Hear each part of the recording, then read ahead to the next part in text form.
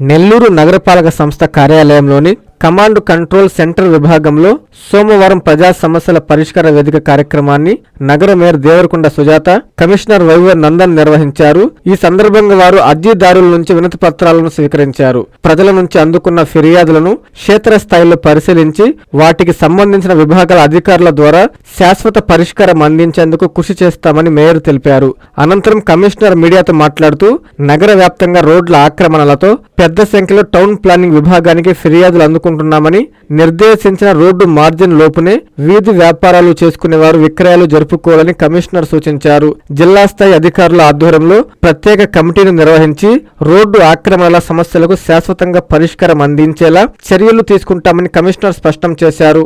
మొత్తం 50 వినతులను స్వీకరించామని చెప్పారు. ఈ కార్యక్రమంలో ఇంజనీరింగ్ విభాగం ఎస్సీ రహంతుజాని, ఈఈలు శేషగిరిరావు, చంద్రయ్య, అనిల్ కుమార్, ఆరోగ్య శాఖ అధికారి దినేష్, టౌనింగ్ ప్లానింగ్ విభాగం టీపీఓ సతీష్, అన్ని విభాగాల అధికారులు, సిబ్బంది పాల్గొన్నారు. ఈరోజు ప్రజా ఫిర్యాదుల పరిష్కార వేదిక నందు నెల్లూరు మున్సిపల్ కార్పొరేషన్ లో ఉన్నటువంటి వివిధ సమస్యలు మరియు సర్వీసులకు సంబంధించి ఇప్పటి వరకు సుమారు 50 అర్జీలు సమర్పించడం జరిగింది. ఇందులో ముఖ్యంగా టౌన్ ప్లానింగ్ సంబంధించి ఈ మధ్య కాలంలో ప్రధాన రోడ్ల వెంబడి ఈ తాత్కాలిక వ్యాపారాల నిమిత్తం పర్టికులర్లీ ఈవినింగ్ టైమ్స్ లో స్ట్రీట్ ఫుడ్ పెట్టినటువంటి వెండర్స్ ఇక్కడ రోడ్లను ఆక్రమించి స్ట్రీట్ ఫుడ్స్ పెట్టడం వల్ల వాటి కోసం వచ్చేటువంటి వాహనదారులు 2 వీలర్ పార్కింగ్ కావచ్చు, 4 వీలర్ పార్కింగ్ ఎక్కువడం వల్ల సాయంత్రం సమయంలో ట్రాఫిక్ ఇబ్బందులు ఎక్కువగా అవుతున్నాయని చెప్పి ప్రజలు తమ వాలంటీర్ గా వచ్చి కంప్లైంట్ చేయడం జరుగుతుంది. ముఖ్యంగా బీవీఎస్ స్కూల్, నవాపేటలోని బీవీఎస్ స్కూల్ ముందు సాయంత్రం పూట కూరగాయలు మరియు టిఫిన్ సెంటర్లు పెట్టి అక్కడ ఎక్కువ ట్రాఫిక్ అంతరం జరుగుతుందని, అదేవిధంగా మినీ బైపాస్ రోడ్ లో బీవీనగర్ ఏరియాలో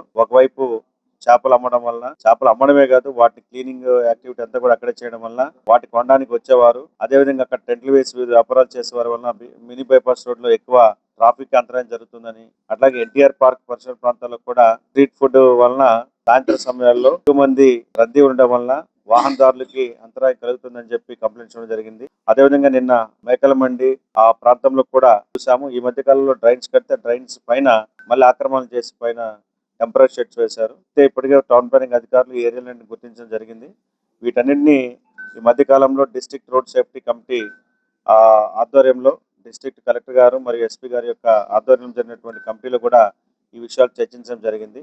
వీటన్ని కూడా ఖచ్చితంగా పోలీసు మరియు మిగిలిన శాఖలు అంటే ఆ రోడ్లు ఏ విభాగానికి చెందిన వారితో ఆర్ఎన్బి వారు కావచ్చు, నేషనల్ హైవే వారు కావచ్చు, వారితో కోఆర్డినేట్ చేసుకొని ఖచ్చితంగా ప్రజలకు ఎటువంటి అంతరాయం లేకుండా ఈ రోడ్ల మార్జిన్ల పడినటువంటి ఆక్రమణదారులను ఖచ్చితంగా తొలగించడం జరుగుతుంది.